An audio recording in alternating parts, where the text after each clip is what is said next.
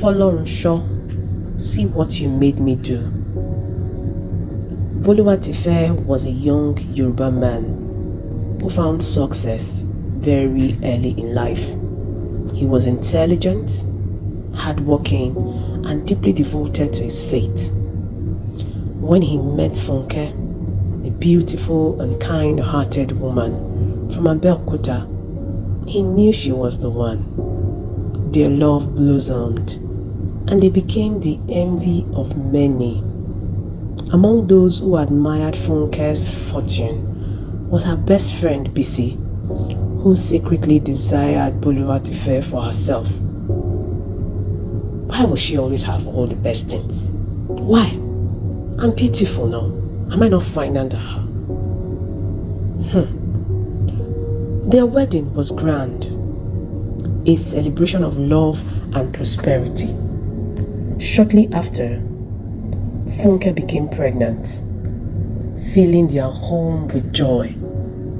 However, fate had other plans. She was diagnosed with a terminal heart condition, peripartum cardiomyopathy. Despite medical warnings, she chose to carry her pregnancy to term. She was determined to bring her child into the world. She wanted the child to experience life, and she wanted to leave a mark for Boluwatife. Funke gave birth to a baby boy and named him FOLORUNSHO, meaning given to God for safekeeping. But she only had 3 painful months to watch her son grow before she succumbed to her illness. Bisi, secretly pleased by Funke's demise, wasted no time in comforting the grieving widower. Under the guise of support, she manipulated Boluwatife, eventually becoming intimate with him. Almost immediately, she became pregnant. In his grief and vulnerability, Boluwatife married her. She gave birth to a daughter, Belumi, and later had 2 sons, Timileyin and Tolulope.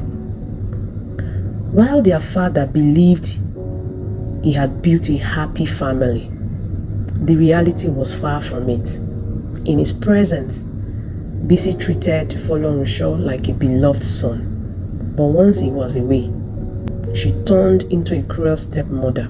She would beat him, starve him, and make him a servant to even his own siblings in his own home, while pampering her own children. Pelumi, though only a year younger, was treated like royalty as the princess of the house, while FOLORUNSHO endured silent suffering. Despite the maltreatment, he never complained to his father, choosing instead to find solace in the church. One day, the pastor told him that his mother was a devoted woman of faith who had named him FOLORUNSHO, so he would always trust God, no matter the circumstances. Encouraged, he turned to prayer in his darkest moment, seeking divine intervention. Despite his suffering, FOLORUNSHO excelled academically. He was always topping his class. When he topped his class in his GSS3 exams, his father was very happy, and he celebrated him publicly and declared him his heir. A very big mistake on his part, because this infuriated Bisi, who knew that even in death, Funke, her friend, held a more precious place in Boluwatife's heart. Her hatred for FOLORUNSHO and Funke deepened, and she resolved to eliminate FOLORUNSHO at all costs. She plotted with local thugs to kidnap him on his way home from school. To avoid suspicion, she instructed her children, who were in the same school with FOLORUNSHO, to wait at school for her that day. However, Timileyin, eager for FOLORUNSHO to help him with a maths question, left to find FOLORUNSHO. When he learned that FOLORUNSHO had already gone home through their normal paths home, he insisted on following FOLORUNSHO. Tragically, the kidnappers mistook Timileyin for their target and slaughtered him immediately. When Bisi received the call that the goods had been delivered, she was shocked because, as at that moment, she saw FOLORUNSHO at home, but her son, Timileyin, was nowhere to be found. She confirmed from the kidnappers who they had taken, and a picture showed her that her son, Timileyin, has replaced FOLORUNSHO. She fainted in horror, but then she could not confess her crime. 3 days later, Timileyin's body was found. The whole family was shattered. Boluwatife returned home devastated. FOLORUNSHO was heartbroken because he heard that his stepbrother had died following him that same day, and he wondered what could have happened. He was even crying and saying he wished it was him, and that day he vowed to take care of his siblings, that no matter what, he was going to take care of his siblings. But Bisi, their mother, was not done. That lesson soon faded away. She said, "This time, I will seek better help." She sought the help of Alhaji Mustafa, a powerful occultist who promised her immense power through human sacrifice.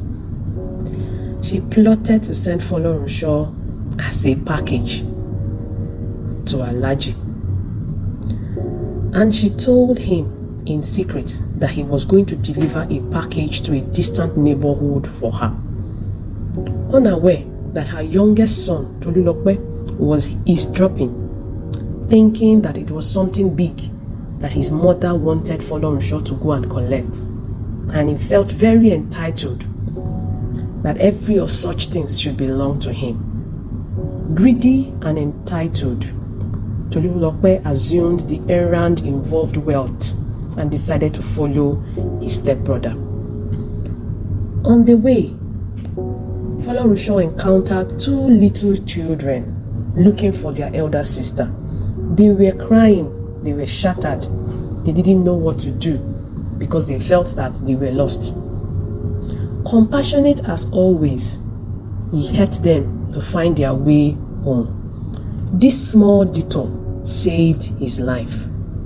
Tolulope, having arrived first at the destination, was immediately taken as the sacrifice instead of FOLORUNSHO. When FOLORUNSHO arrived at the building, he was told to return home and tell his mother that the sacrifice has been accepted. He was shocked, but because they told him to go home, he went back home and delivered the message to Bisi. When Bisi heard that the sacrifice had been accepted, she was confused.